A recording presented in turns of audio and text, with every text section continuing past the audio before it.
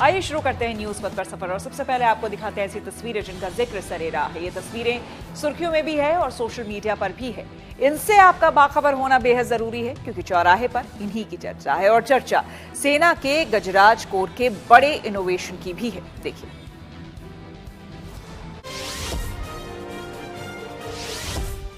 अरुणाचल प्रदेश के ऊंचे और कठिन इलाकों में तैनात सैनिकों तक रसद पहुंचाना हमेशा चुनौती रहा है। संकरे रास्ते, टूटे ट्रैक, ढीली चट्टानें और अचानक बदलने वाला मौसम यहाँ कई बार ऑपरेशंस की रफ्तार धीमी कर देता है। इससे निपटने के लिए भारतीय सेना की गजराज कोर ने एक इनोवेशन किया है। गजराज कोर ने in house high altitude monorail system तैयार किया है। यह सिस्टम 16,000 फीट की ऊंचाई पर सफलतापूर्वक ट्रायल में काम कर रहा है। ये सिस्टम उन पोस्ट तक मदद पहुंचाने में सक्षम है जहां अब तक कई घंटे की पैदल चढ़ाई करनी पड़ती थी। इससे सैनिकों का समय बचेगा और ऑपरेशनल रेडीनेस में तेजी आएगी। छत्तीसगढ़ का राजनांदगांव अब बदलाव का प्रतीक बन गया है। कभी यहाँ के घने जंगलों में बंदूकें थामकर पुलिस के खिलाफ खड़े होने वाले नक्सली आज उसी पुलिस की वर्दी पहनकर देश की सुरक्षा के शपथ लेते दिखे। यहाँ के पुलिस प्रशिक्षण विद्यालय में 82वीं नव आरक्षक दीक्षांत परेड में समर्पण कर मुख्यधारा में लौट चुके कई पूर्व नक्सली अब कानून व्यवस्था की रक्षा के लिए खड़े दिख रहे हैं। इस साल इस विद्यालय से कुल 284 महिला पुरुष नव आरक्षकों ने ट्रेनिंग ली है, जिनमें से 28 आत्मसमर्पित और 18 नक्सल पीड़ित परिवार से हैं। देश सेवा की शपथ लेकर ये सभी बेहद खुश हैं और कहते हैं कि हमें गर्व है कि पुलिस ने हमें अपनाया और देश सेवा का मौका दिया। 15 साल उम्र में मतलब नक्सली संगठन में जुड़ गई थी और गई थी। 14 साल जंगल ने बिताई। अच्छा लग रहा है सर। मैं गोपनीय सैनिक ने थी DRG में रहकर और अभी नव आरक्षक बन गई। उसके बाद ट्रेनिंग में यहाँ अच्छा लगा। वाराणसी के रविदास घाट पर NSG कमांडोज ने आतंकवाद के विरुद्ध मॉक ड्रिल की। इस ड्रिल में NSG के साथ भारतीय वायुसेना, यूपी पुलिस और inland waterways authority of India ने भी हिस्सा लिया। अभ्यास के दौरान एक क्रूज जहाज को आतंकियों के जरिए हाईजैक करने की डमी बनाई। सूचना मिलते ही NSG और ATS के कमांडो सेना के हेलीकॉप्टर से क्रूज पर उतरे और आतंकियों को निष्क्रिय करने का अभ्यास किया। आतंकरोधी इस मॉक ड्रिल की सफलता से ये संदेश देने की कोशिश की गई कि जो भी भारत की सुरक्षा और पर्यटन की तरफ आंख उठाकर भी देखेगा तो देश के जवान और सेना जल से नभ तक आतंक के विरुद्ध देश की सुरक्षा के लिए तैयार हैं। यूपी के कौशाम्बी में किसानों को अब पराली जलाने के झंझट से छुटकारा मिल गया है। यहाँ बायोमास बैंक नाम की कंपनी खेतों में पहुंचकर धान की कटाई के बाद बची पराली को सीधे किसानों से खरीद रही है। कंपनी इसी पराली से कंपोस्ट गैस तैयार करती है। किसानों को पराली जलाने या कहीं फेंकने की जरूरत नहीं पड़ती। उनके खेत से कंपनी पराली तो खरीद ही रही है, बदले में प्रति बंडल 25 रुपए का भुगतान भी कर रही है। इससे किसानों को अतिरिक्त आमदनी के साथ पर्यावरण प्रदूषण से भी मुक्ति मिल रही है। किसान खुश हैं, राहत की सांस ले रहे हैं क्योंकि सरकार ने पराली जलाने पर प्रतिबंध लगाया है। ऐसे में कंपनी का पराली खरीद लेने से उसको आगे की फसलों के लिए खेत खाली मिल जाता है, मुनाफा भी हो जाता है। हम लोग किसानों से इसको लेते हैं पर बंडल 25 रुपया बंडल और इसको हम लोग लेके कंपोस्ट गैस के लिए हम लोग यूज करते हैं। पायरा हम इनको दे देते हैं, जलाते नहीं हैं, इसलिए कि रोक भी लगा है, गवर्नमेंट रोके है, इसलिए इनको हम दे देते हैं। हमारा खेत भी खाली हो जाता है और सफा हो जाता है। एकता और इंसानियत का संगम देखने को मिला यूपी के बागपत में। यहाँ एक ही समारोह में 300 शादियाँ एक साथ की गयी। एक ही मंडप के नीचे कुछ जोड़ियां शहनाइयों की गूंज के बीच अग्नि को साक्षी मानकर फेरे ले रही थी तो वहीं कुछ जोड़ियां कबूल हैं कहकर नया जीवन शुरू करती दिखी। मौका मुख्यमंत्री सामूहिक विवाह समारोह का था, जहां शहर की DM अस्मिता लाल इन जोड़ियों के अभिभावकों के रूप में नजर आए, जिनकी पहल से ये समारोह सिर्फ एक सरकारी आयोजन नहीं बल्कि प्यार, समानता और सामाजिक सौहार्द का उत्सव बन गया।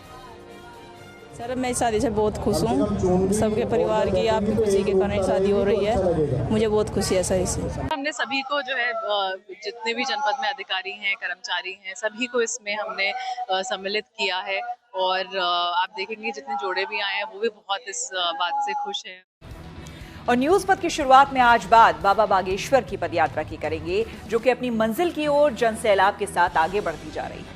यात्रा के 8वें दिन भी पदयात्री पूरे जोश में नजर आए।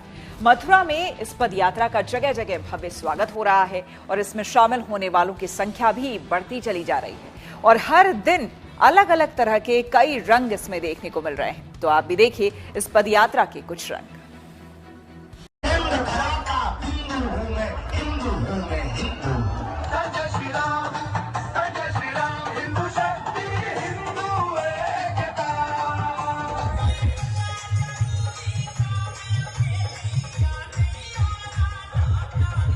ये रंग, ये तरंग, ये उमंग है उस पदयात्रा की जो अपने 8वें दिन में प्रवेश कर चुकी है। बागेश्वर धाम के पीठाधीश्वर पंडित धीरेन्द्र कृष्ण शास्त्री की इस पदयात्रा में शामिल लोगों का जोश देखते ही बन रहा है।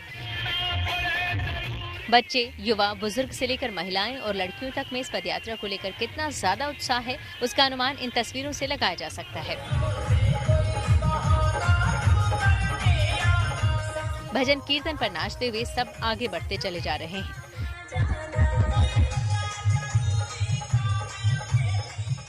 यात्रा में अलग अलग तरह के कई रंग देखने को मिल रहे हैं। पदयात्रा के साथ रथ रूपी गाड़ियां, ट्रैक्टर, विशाल तिरंगा लेकर साधु संत भी अपने पूरे रंग में दिख रहे हैं। देवी देवताओं वाले रथों के साथ पदयात्री ब्रज में जहां से गुजर रहे हैं, वहां के घरों की बालकनी और छतों से लोग इसका स्वागत करते हैं और इन पलों को कैमरे में संजोते नजर आते हैं। क्या आम और क्या खास, हर कोई बाबा बागेश्वर की इस पदयात्रा में शामिल हो रहे हैं। अब यूपी के बांदा के दिव्यांग राकेश को ही देख लीजिए, जो अपनी ट्राई साइकिल में सवार होकर पदयात्रियों के संग आगे बढ़ते चले जा रहे हैं, आत्मनिर्भरता और अनुशासन की मिसाल पेश करते हुए। किसी भी बड़ी पदयात्रा में व्यवस्था क्या होती है, अनुशासन क्या होता है, ये हमें एक दिव्यांग की इस ट्राई साइकिल पर दिखाई पड़ जाएगा। ये एक दिव्यांग है, इनके ट्राई साइकिल है, ये पदयात्रा में शामिल है और आप देखिए इन्होंने अपनी ट्राई साइकिल पर ही व्यवस्था कर रखी है सोलर की। इस सोलर के जरिए वो अपने ट्राई साइकिल में लाइट जला लेते हैं, अपना मोबाइल चार्ज कर लेते हैं। मतलब उन्हें अपने इन छोटे छोटे कामों के लिए, जो बिजली वाले काम हैं, उसके लिए वो किसी पर निर्भर नहीं रहते। अब देखिए अनुशासन कैसा है, ये तो बात ही व्यवस्था की। अनुशासन ऐसा है कि अपने साथ में, अपना इंतज़ाम छोटा सा ही है, लेकिन अपने साथ में एक डस्टबिन भी वो लेकर चल रहे हैं, ताकि जो चीज़ें वो अपनी इस्तेमाल करते हैं उन चीज़ों को इधर उधर रोड पर ना तो फेंकना पड़े और ना ही किसी से कहना पड़े कि भाई साहब जरा मेरा ये केला का छिलका किनारे फेंक दीजिएगा। खुद का डस्टबिन है और खुद यहीं पर डाल लेते हैं। इस पदयात्रा में ऐसे ही कई अलग अलग रंग देखने को मिल रहे हैं। एक पिता के साथ उनके छोटे छोटे इन बच्चों का ये अंदाज देखिए। बेटियां फौजी की ड्रेस में तो बेटा आचार्य की वेशभूषा में पदयात्रा में शामिल है। ये बेटा है, वो बेटियां हैं। बेटे को आपने ब्राह्मण आचार्य बना रखा है और बेटियों को फौजी, क्यों? एक सनातन की सेवा के लिए और बेटियां देश की सेवा के लिए। हमारी बेटियों का खुद का ही स्वप्न है, खुद की इच्छा है कि हमें देश की रक्षा करनी है और देश की सुरक्षा करनी है, और इसका सनातन की सेवा के लिए, जैसे हमें ठाकुर जी ने सनातन की सेवा का अवसर प्राप्त हुआ है, ऐसे ही अपने संतान को भी यह सनातन और देश, हमारे लिए दो ही श्रेष्ठ हैं, सनातन और देश। खुद के मन में आया या पापा ने कहा फौजी बनना है? खुद के मन में। खुद के मन में। आपका क्या नाम है? आराध्या। आराध्या, किसकी ड्रेस पहन रखी है आपने? बता बता बता। गुरु चरण सरोज राजा निज मन मुकुर सुधार, वरनौ रघुवर विमल जसो जो दायक फलचार। चलिए, इन बच्चों ने सबसे पहले हनुमान चालीसा याद की। हनुमान जी बल के देवता भी माने जाते हैं, शक्ति के देवता माने जाते हैं। इन बेटियों को फौज में पहुंचाना है, फौज में भर्ती करना है, और इसी उद्देश्य के साथ ये अपने बच्चों को इस पदयात्रा में लेकर आए हैं। पदयात्रा में अलग अलग वेशभूषा वाले कई चेहरे शामिल हैं। अब हनुमान रूपी इस पदयात्री को ही देख लीजिए। फिलहाल मेरे साथ एक आप देख रहे हैं कि हनुमान जी के गेटअप में यहाँ पहुंचे हुए हैं। बहुत सारे लोग इनके साथ सेल्फी लेने के लिए आतुर हैं। चलिए इनसे भी हम एक सवाल पूछ लेते हैं। क्या नाम है आपका? मेरा नाम विष्णु पटेल है, इंदौर से आया हूँ। तो इंदौर से आए हो आप? हम लोग बात कर रहे हैं कि जो सबसे बड़ा नारा यहाँ लगता है कि जात पात की करो विदाई, हम सब हिंदू भाई भाई। जात पात दूर हो पाएगी? नहीं, जात पात की करो विदाई, हम सब हिंदू भाई भाई। जात पात खत्म हो पाएगी? हम सब हिंदू भाई भाई। इरादे रोज होते हैं और बनकर टूट जाते हैं, और बागेश्वर धाम वही आते हैं जिन्हें हनुमान जी बुलाते हैं। जय जय श्री राम। जय श्री राम। मथुरा के कोसी कलां से जब ये पदयात्रा आगे बढ़ी तो 8वां दिन होने के बाद भी किसी के चेहरे पर थकान का कोई निशान नहीं दिखा तो बस हर पदयात्री में एक अलग ही जोश। यहाँ से लगभग 51 किलोमीटर दूर है वृंदावन और 51 किलोमीटर दूर है बांके बिहारी। लेकिन उसके पहले किस तरह से यात्रा में लोग लगातार आगे बढ़ना शुरू हो गए हैं, जयकारे सुबह से ही लगने शुरू हो गए हैं। जोश उत्साह बड़ों का बुजुर्गों का अब तक बना हुआ है। हाँ जी, कैसी है आप? अच्छे हैं, कोई दिक्कत तो नहीं? कोई दिक्कत नहीं, जब तक बाबा साथ है कोई दिक्कत नहीं है। जब तक प्रभु रामचंद्र जी साथ में है, वीर बजरंगबली जी साथ में है, तब तक कोई दिक्कत आने की समस्या नहीं है। जी, इतने नाजुक हो के बुखार में पैदल चल रहे हैं तो हम लोग को क्या दिक्कत होगी। बहुत अच्छा लग रहा है, बहुत सुंदर, इतना आनंद आ रहा है ना, इतना आनंद बरस रहा है, कह नहीं सकती। जय बालाजी महाराज की जय, महाराज जी की भी जय। बाबूजी पैरों में दर्द तो नहीं? पैरों में दर्द बिल्कुल नहीं हो रहा है, सही चल रहा है, यात्रा सही कर रहे हैं। क्यों रखा है फोटो? बाबा जी हमारे प्रिय हैं और बाबा जी देख विचार को लेके निकले हैं और विशेषकर गौ के लिए संवेदनशील हैं। तमाम हंसमुख तस्वीरें 8वें दिन भी बनी हुई हैं। ब्रज क्षेत्र में यात्रा प्रवेश कर चुकी है, यूपी के रंग दिखाई पड़ रहे हैं, ब्रज की संस्कृति दिखाई पड़ रही है और अब वक्त बहुत कम बचा है, दूरी बहुत कम बची है। अब बाबा बागेश्वर जब अपनी तबीयत नासाज होते हुए भी आगे बढ़ते जा रहे हैं तो भला उनके साथ कदम से कदम मिलाकर चल रहे लोगों को रुकना कैसे गवारा होगा। महाराज जी, सर्दी लगी थी आपको, ब्रज क्षेत्र में बड़ी गर्मजोशी से स्वागत हुआ है, सर्दी दूर हुई?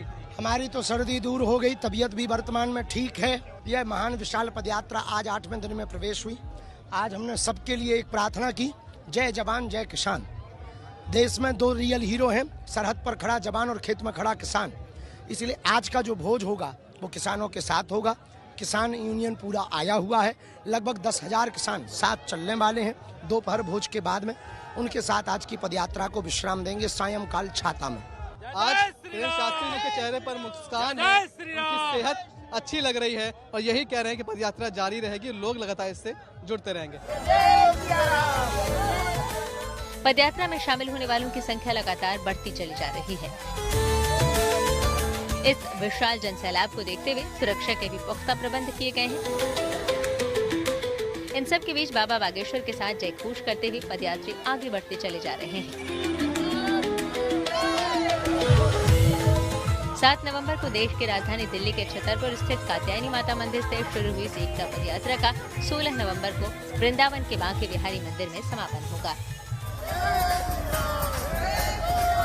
पंडित धीरेन्द्र कृष्ण शास्त्री की पदयात्रा से मनीष चौरसिया और मदन गोपाल शर्मा के साथ bureau report, good news today. Ambaji के सफेद संगमरमर को मिला जीआई टैग। आइए सीधे आपको लिए चलते हैं न्यूज एक्सप्रेसवे पर, जहां देश भर की कुछ और जरूरी खबरें कर रही हैं आपका इंतजार। बिहार में एनडीए एक बार फिर सत्ता में वापसी करने जा रही है। चुनाव परिणामों के मुताबिक एनडीए बहुमत के आंकड़े से बहुत आगे निकल गई है। इस चुनाव में बीजेपी सबसे बड़ी पार्टी बनकर उभरी है, वहीं उसकी सहयोगी पार्टी जेडीयू दूसरे नंबर पर बढ़त बनाए हुए है। कई सीटों के रिजल्ट आ गए हैं, वहीं कुछ के आने भी बाकी हैं। इस बार के चुनाव में महागठबंधन का प्रदर्शन बेहद खराब रहा है। महागठबंधन बहुमत से बहुत पीछे नजर आ रही है।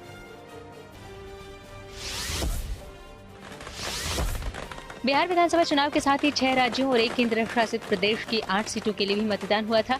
इन सीटों के नतीजे भी आज आ गए। पंजाब की तरन से आम आदमी पार्टी ने जीत हासिल की है, वहीं राजस्थान के अंता और तेलंगाना की जुबली हिल्स सीट कांग्रेस के खाते में गई है। मिजोरम के डंपा सीट पर मिजो नेशनल फ्रंट को जीत मिली है। जम्मू कश्मीर की बडगाम सीट पीडीपी के खाते में गई है, तो वहीं नगरोटा विधानसभा सीट बीजेपी ने जीती है। ओडिशा के नुआपाड़ा सीट पर बीजेपी और झारखंड की घाटशिला सीट पर झारखंड मुक्ति मोर्चा ने जीत हासिल की। केंद्रीय मंत्री मनसुख मांडविया ने गुजरात के राजकोट जंक्शन से 2 नई लोकल ट्रेनों को हरी झंडी दिखाई। साथ ही उन्होंने इसी लोकल ट्रेन में बैठकर राजकोट से पोरबंदर तक की यात्रा भी की। ये ट्रेनें राजकोट से पोरबंदर के बीच चलेंगी। इनमें से एक लोकल ट्रेन रोजाना राजकोट से सुबह 8:35 पर रवाना होकर दोपहर 1:15 पर पोरबंदर पहुंचेगी, जबकि दूसरी ट्रेन बुधवार और शनिवार को छोड़कर सप्ताह में 5 दिन चलेगी। रोजाना इस रूट पर सफर करने वाले विद्यार्थियों और नौकरी पेशा लोगों को इससे बड़ी राहत मिलेगी। गुजरात के अंबाजी के सफेद संगमरमर को GI यानी जियोग्राफिकल इंडिकेशन प्रमाण पत्र मिला है। इसमें सिलिकॉन ऑक्साइड और कैल्शियम ऑक्साइड जैसे तत्वों की मौजूदगी और इसकी उच्च गुणवत्ता के लिए भारत सरकार द्वारा इसे GI टैग दिया गया। दिल्ली में केंद्रीय मंत्री पीयूष गोयल ने GI टैग का प्रमाण पत्र सौंपा। देश विदेश में इसी सांगे संगमरमर से बड़े बड़े मंदिर और स्मारक बनाए गए हैं। गुजरात में इस खास संगमरमर के पत्थरों की खदानें केवल अंबाजी में ही हैं। दिल्ली की मुख्यमंत्री रेखा गुप्ता ने आज तुगलकाबाद इलाके का दौरा किया। उनका ये दौरा मुख्य रूप से इस इलाके में जल निकासी, सड़क बुनियादी ढांचे और साफ सफाई के मुद्दों को लेकर था। इस दौरे के दरमियान सीएम ने स्थानीय निवासियों और निगम अधिकारियों से बातचीत की और समस्याओं के त्वरित समाधान के लिए आवश्यक निर्देश जारी किए। और न्यूज़ पथ में अब बात बद्रीनाथ धाम की करेंगे, जहां पर कपाट बंद होने से पहले श्रद्धालुओं का पहुंचना लगातार जारी है। अब तक रिकॉर्ड यात्री बाबा बद्री विशाल के दरबार तक पहुंच चुके हैं और अब जबकि मौसम बेहद सर्द है तब भी श्रद्धालुओं के जोश पर कोई फर्क नहीं पड़ा। वो इस मौसम का आनंद लेते हुए बद्रीनाथ धाम पहुंच रहे हैं। 21 नवंबर से इस धाम के कपाट बंद होने को लेकर पंच पूजा की प्रक्रिया शुरू होगी और 25 नवंबर को कपाट बंद हो जाएंगे।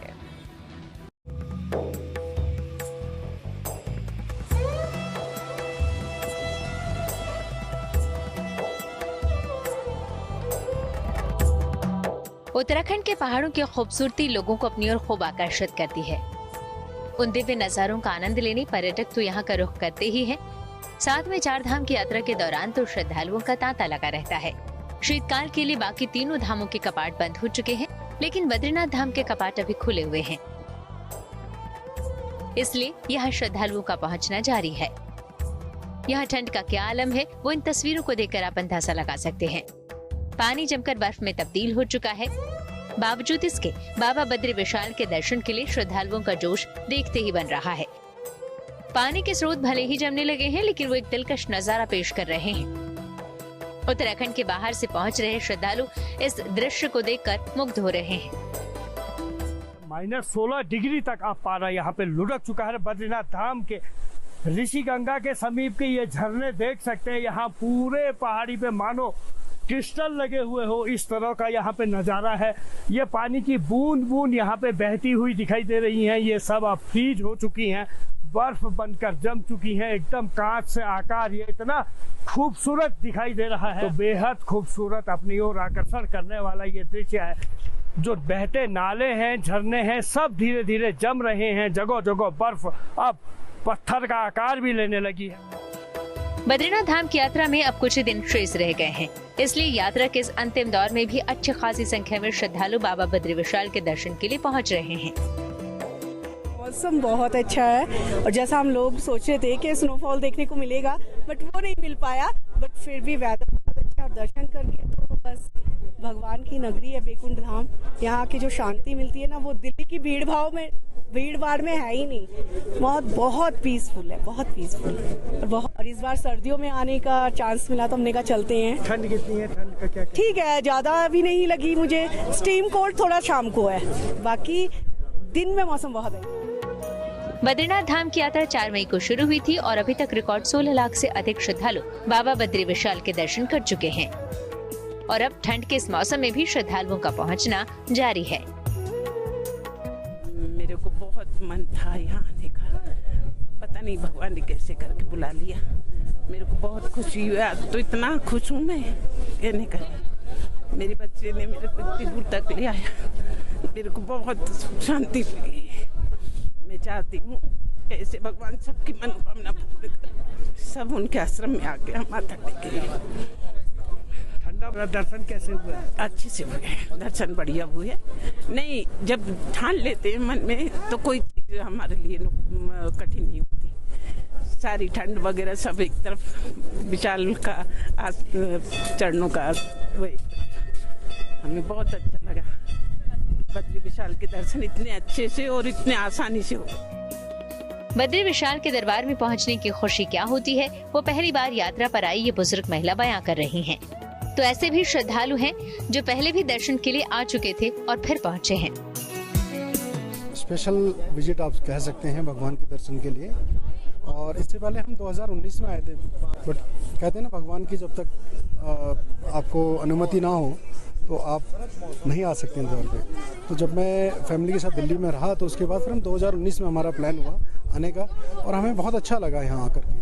तो अभी क्या था कि हमने गर्मी में फिर से प्लान किया था, बट गर्मी में आने का प्लान नहीं हो पाया।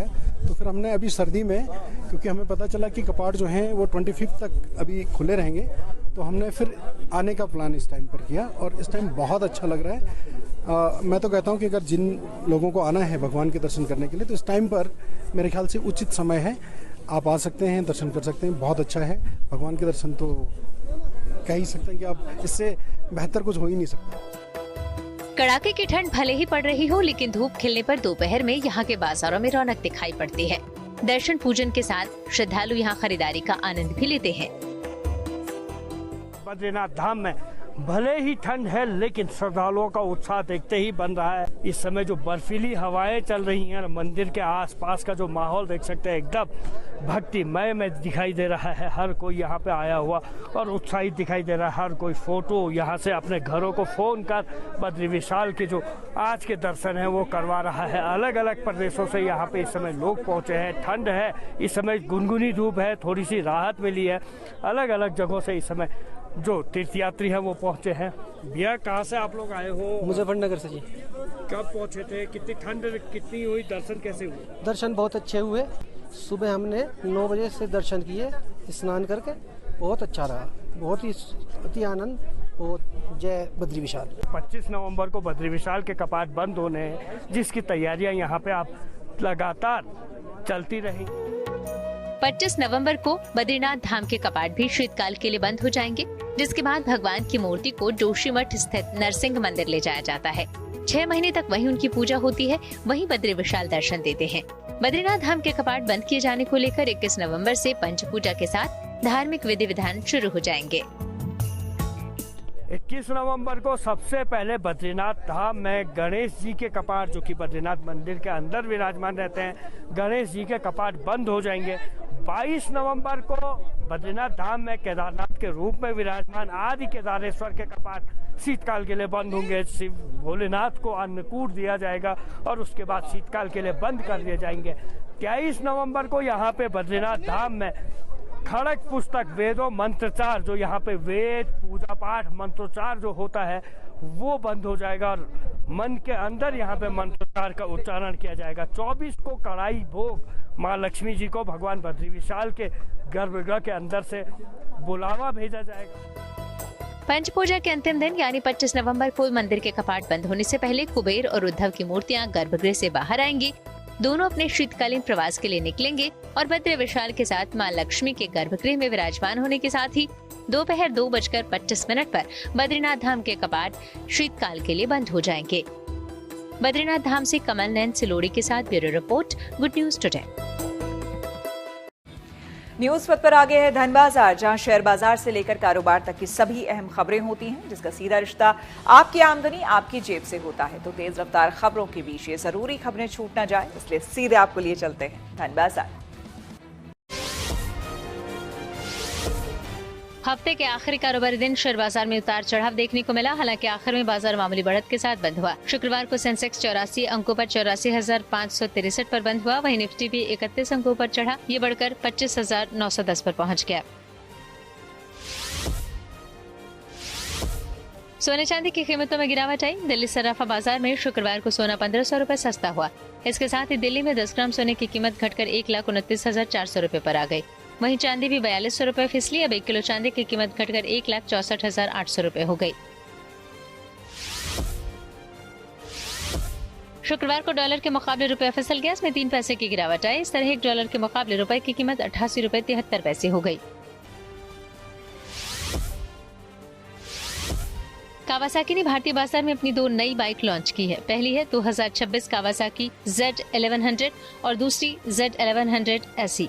कंपनी का दावा है कि ये Z सीरीज का अब तक का सबसे पावरफुल और सबसे बड़े इंजन वाला मॉडल है। नई Z1100 की शुरुआती कीमत 12,79,000 रुपए रखी गई है। ये बाइक पॉपुलर कावासाकी Z1000 का अपडेटेड और ज्यादा पावरफुल एडिशन है। न्यूज पथ के सफर में अब सोशल अड्डा का रुख करते हैं, जहां आज बात होगी दिल्ली NCR के शहर गाजियाबाद की। गाजियाबाद में कचरे को लेकर नगर निगम ने सख्ती बरतने का फैसला किया है। गाजियाबाद नगर निगम ने घरों और व्यावसायिक प्रतिष्ठानों पर कचरे को इकट्ठा करने को लेकर सख्ती दिखाई है। नियम के मुताबिक अब लोगों को अपने घरों और दुकानों पर ही सूखे और गीले कचरे को अलग अलग इकट्ठा करना होगा। ऐसा नहीं करने वालों पर गाजियाबाद नगर निगम भारी जुर्माना और FIR तक दर्ज करवा सकता है। नगर निगम की एग्जीक्यूटिव कमेटी ने यह फैसला सॉलिड वेस्ट मैनेजमेंट रूल्स को सख्ती से लागू करने के लिए लिया है। नगर निगम अधिकारियों के मुताबिक घरों के मामले में गीला और सूखा कचरा अलग नहीं किए जाने पर पहली बार में 1000 रुपए का जुर्माना लगाया जाएगा। अगर ऐसा दूसरी बार किया गया तो 5000 का जुर्माना और तीसरी बार करने पर 20,000 का फाइन लगेगा। यही नहीं, नियम का बार बार उल्लंघन करने पर नगर निगम की ओर से प्रॉपर्टी टैक्स में मिलने वाली छूट 2 साल के लिए खत्म कर दी जाएगी। नगर निगम की ओर से प्रॉपर्टी टैक्स का तय समय से पहले भुगतान करने पर अलग अलग छूट दी जाती है।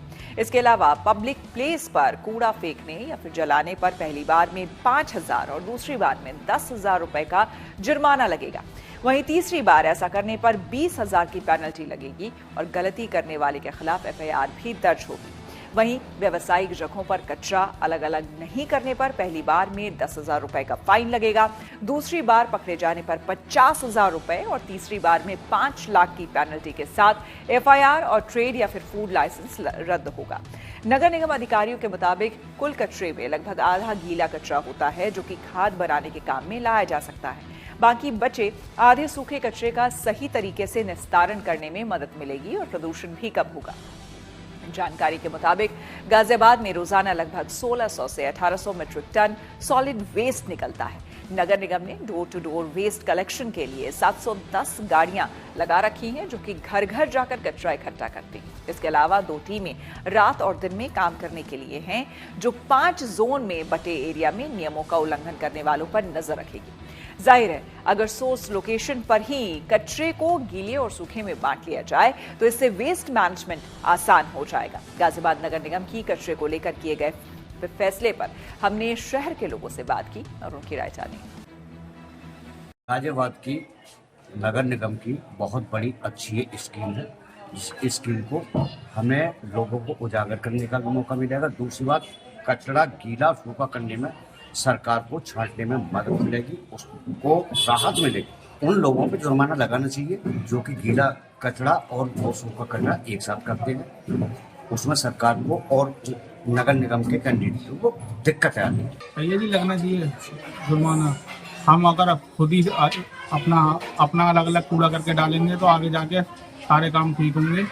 अब हम अपने आप ही अगर पब्लिक अपने आप ही अलग अलग कूड़ा, गीला कूड़ा और सूखा कूड़ा अलग अलग डाले तो पब्लिक को और सबको सहायता मिलेगी, उसमें जल्दी काम होगा। अच्छी बात है, सरकार की बढ़िया बात है। गीला सूखा कचरा अलग अलग करना चाहिए, हम तो अलग अलग करके देते हैं और जो सरकार वो निर्णय ले रही है वो बढ़िया ले रही है। ये सरकार का कदम बहुत अच्छा है कि गीला और सूखा कचरा अलग अलग डालना चाहिए, क्योंकि सारा काम ना सरकार नहीं करेगी, कुछ हमारे को भी करना होता है ताकि सरकार को इजी रहे काम करने में।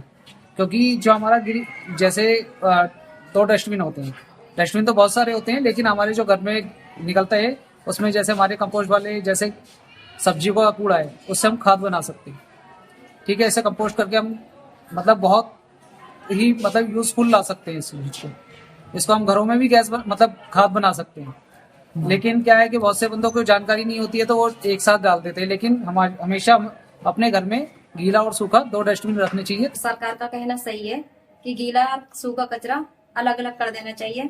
हम तो शुरू से ही अलग अलग करते हैं क्योंकि सरकार को दिक्कत होती है, उसमें परेशानी होती है और जो सरकार ये जो ऑपोजिशन उठाएगी वो सही उठाएगी। सबको अलग अलग कर देना चाहिए, सूखा भी और गीला भी। उबर ने यात्रियों की सुविधा के लिए शुरू किया नया फीचर। टेक्नोलॉजी से जुड़ी ऐसी हर एक जरूरी खबर को जानने समझने के लिए आइए आपको लिए चले डिजिटल गली। एलॉन मस्क ने एक्स पर एक बड़ा बदलाव शुरू किया है। कंपनी ने अपने पुराने DMS यानी डायरेक्ट मैसेजेस सिस्टम को हटाकर एक बिल्कुल नई और पूरी तरह एनक्रिप्टेड चैट सुविधा एक्स चैट का बीटा रोल आउट शुरू कर दिया है। ये फीचर अभी कुछ चुनिंदा यूजर्स को ही दिखाई दे रहा है। एलॉन मस्क के मुताबिक ये नया चैट सिस्टम एक फुल स्टैक कम्युनिकेशन प्रोडक्ट है जिसमें मैसेजिंग, ऑडियो, वीडियो कॉलिंग और बड़े साइज की फाइल भेजने की सुविधा मौजूद होगी। इसकी सबसे बड़ी खासियत ये है कि अब प्लेटफॉर्म पर सभी निजी बातचीत एक ही सुरक्षित चैनल के तहत होंगी, जो पहले केवल पेड यूजर्स के लिए उपलब्ध था। उबर ने यात्रियों और ड्राइवरों की सुरक्षा के लिए इन ऐप वीडियो रिकॉर्डिंग फीचर शुरू किया है। कहा जा रहा है कि ये फीचर ड्राइवरों को झूठे आरोपों से बचाने और पारदर्शिता सुनिश्चित करने में मददगार होगा। असल में ये फीचर यात्रा के दौरान ड्राइवर और यात्री दोनों की गतिविधियों को रिकॉर्ड करेगा। रिकॉर्डिंग डबल एन्क्रिप्टेड होगी और विवाद की स्थिति में सबूत के तौर पर इस्तेमाल की जा सकेगी।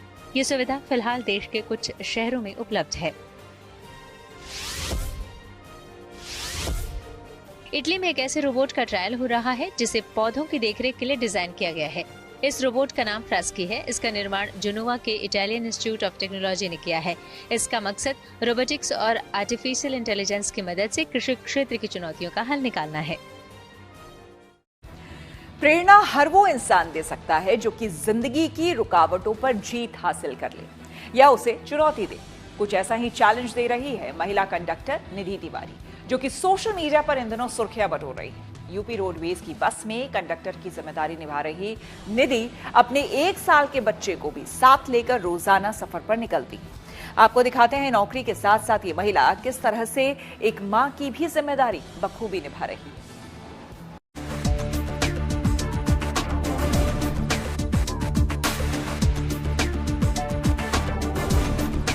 तस्वीरें देखकर अब तक तो आप समझ गए होंगे कि बस में सवार ये एक आम महिला जरूर हैं, लेकिन ऐसा खास काम कर रही हैं जो परंपरागत रूप से महिलाओं के लिए अक्सर कम ही देखने को मिलता है। यूपी रोडवेज में तैनात कंडक्टर निधि तिवारी रोजाना अपने मासूम बच्चे को सीने पर दुपट्टे से बांधकर यात्रियों के इस मशीन से टिकट काटती हैं। साफ लफ्जों में यही कि नौकरी के साथ साथ निधि माँ की जिम्मेदारी भी बखूबी अदा कर रही हैं।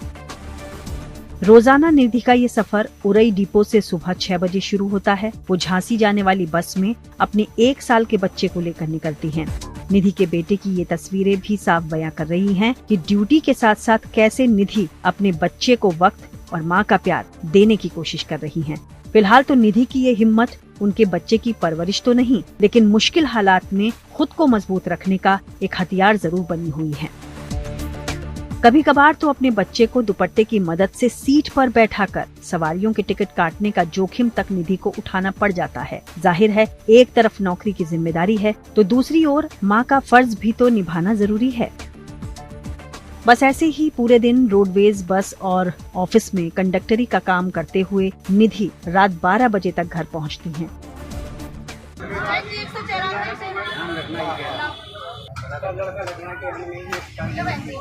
200 रुपए दिए आपने, आप एक सवारी थी। निधि तिवारी यूपी के जालौन में 8 थाना क्षेत्र की रहने वाली हैं। वो यूपी रोडवेज की उरई डिपो में कंडक्टर पद पर तैनात हैं। निधि के पति मोहित ई-रिक्शा डिस्ट्रीब्यूटर के यहाँ काम करते हैं। दोनों की लव मैरिज हुई और उनका 1 साल का बेटा है। शादी के बाद ही फैमिली कंडीशन को देखते हुए दोनों को अलग अलग रहना पड़ रहा है। फिलहाल तो हर सुबह झांसी के सफर पर निकली बस में अपने प्रोफेशनल और पर्सनल फर्ज को निभा रही निधि का ये दोहरा कर्तव्य न केवल सराहनीय है, बल्कि उन कामकाजी महिलाओं के लिए भी खासकर प्रेरणा है जो अक्सर पर्सनल वजहों के सामने सरेंडर करते हुए अपने प्रोफेशनल फर्ज का त्याग करने को मजबूर हो जाती हैं। झांसी से प्रमोद कुमार गौतम के साथ bureau report, good news today. बढ़ती ठंड के साथ अब लोग सैर सपाटे पर भी निकल रहे हैं। खास करके दिल्ली एनसीआर जैसे मैदानी इलाकों में भारी प्रदूषण झेल रहे लोग वक्त मिलने पर राजस्थान और हिमाचल प्रदेश का रुख कर रहे हैं। ऐसा इसलिए ताकि बदले माहौल का मजा लेने और साफ हवा में सांस लेने का उन्हें मौका मिले। और यही वजह है कि जयपुर से शिमला तक सैलानियों की आवाजाही बढ़ रही है।